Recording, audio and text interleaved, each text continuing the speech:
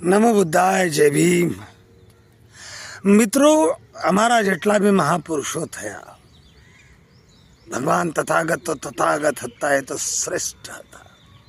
એમના આગળ સારા સારા વર્ચસ્વવાદી ખ્યાતનામ બ્રાહ્મણોનું બી નહીં ચાલ્યું. કેમ કે સંબોધિ પ્રાપ્ત કરેલા સાચા ભગવાન હતા, જીવંત ભગવાન. અને બ્રાહ્મણોની પાસે શું હતું?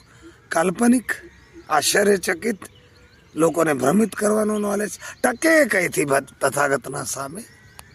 કોઈ બ્રાહ્મણ તથાગતના સામે ટકતા નહોતા. તર્ક જ્ઞાનમાં, ધમ્મના જ્ઞાનમાં બધા પરાસ્ત થતા, ભગવાનની શરણે જતા. આ જોઈને તો ઘણા બધા રાજપૂત રાજાઓ, તમામ ચારો વર્ણની પ્રજા તથાગતને શરણે ગઈ. એ તો તથાગત બુદ્ધ હતા. ત્યારબાદ અમારા જેટલા બી સંતો મહંતો અને સમાજ સુધારક બન્યા, બધાએ સમાન આત્મસન્માનનું આંદોલન ચલાવ્યું. અને સ્વમાન આત્મસન્માન ઇજ્જતનું જીવન મળે તે માટે સંઘર્ષ તો કર્યો છે, પણ સ્વમાન આત્મસન્માનનું જીવન જીવવું જોઈએ. સમાન આત્મસન્માન માટે સંઘર્ષ કરવો જોઈએ, સમતા માટે સંઘર્ષ કરવો જોઈએ. કાલ્પનિક તથ્યોને, પારંપરિક વાતોને લાત મારવી જોઈએ. થોતાંડો, કૌભાંડો અને ભ્રામક વાતો,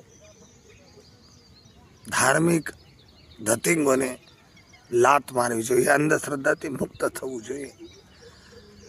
આજીવનભર શીખવતા રહ્યા, પરંતુ બેશરમ સમાજ, બેશરમ કહેવાય.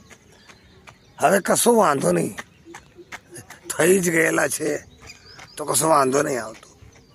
બેશરમ લોકો હજી હિન્દુ મંદિરો પર જાય છે, નમન કરે છે અને એમના સંતોને આગળ લાંબા થાય છે, અને પોતાના સમાજમાં પાછા સંત બનાવે છે એવા, અને એમના આગળ લાંબા થાય છે. જ્યારે જ્યારે આ લોકો હિન્દુ મંદિરમાં ગયા છે, લાત પડેલી છે, માર પડ્યો છે, આવા વિડીયો આવે છે.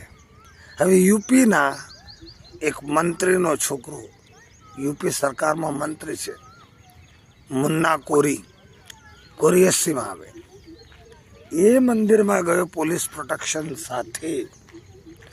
તોય ત્યાંના મહંતોએ મંદિરમાંથી એને તગેડી મૂક્યો.